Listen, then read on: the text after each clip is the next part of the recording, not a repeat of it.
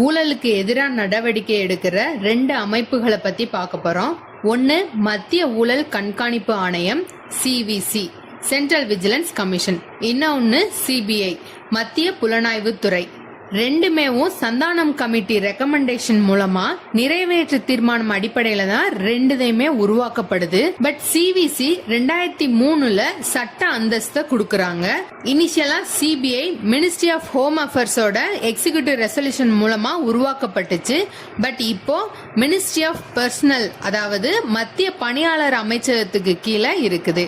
1941ல உருவாக்குன special police எஸ்டாப்ளிஷ்மெண்ட்டையும் CBIயோட சேர்த்து இணைச்சிட்டாங்க. CVCல மொத்தம் 3 மெம்பர் இருப்பாங்க. ஒரு தலைவர், 2 உறுப்பினர். இவங்களை அப்பாயிண்ட் பண்றது பிரசிடென்ட்.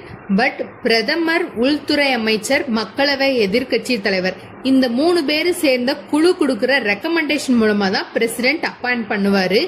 இவங்களோட டைம் பீரியட் 4 வருஷம். அப்படி இல்லைன்னா 65 வயதை தாண்டி இருக்க கூடாது. இவங்க எலிஜிபிள் கிடையாது, அதாவது திரும்பி அதே பதவியில உட்கார முடியாது. CBIக்கு ஒருத்தர் இருப்பாரு, அவரு டைரக்டர். அவருக்கான டைம் பீரியட் 2 வருஷம். இவரை அப்பாயிண்ட் பண்றது பிரதமர், லோக்சபா எதிர்கட்சி தலைவர், CJI அதாவது உச்ச நீதிமன்ற தலைமை நீதிபதி. இவங்க 3 பேர் கொடுக்கிற ரெக்கமெண்டேஷன் மூலமா சென்ட்ரல் கவர்மெண்ட் அப்பாயிண்ட் பண்றாங்க. 1963ல முதல் CBI டைரக்டரா இருந்தவர் TP கோலி. இப்போ CBI டைரக்டரா இருக்கவர் பிரவீன் சூட். 1964ல CVCயோட முதல் தலைவர் N சீனிவாசராவ். கரண்டா இருக்கிறவரு பிரவீன் குமார் ஸ்ரீவஸ்தவா. CVCயோட தலைவர் UPSC தலைவருக்கு ஈக்குவலா சேலரி, சலுகைகள் எல்லாமே இவருக்கு கிடைக்கும். CVCயோட உறுப்பினர்கள் UPSC உறுப்பினர்களுக்கு ஈக்குவலான அதிகாரம் படைத்தவர்கள். CVCன்றது உரிமையல் நீதிமன்றத்துக்கு என்ன அதிகாரம்லாம் இருக்கோ அதே அதிகாரம் CVCக்கு இருக்கு.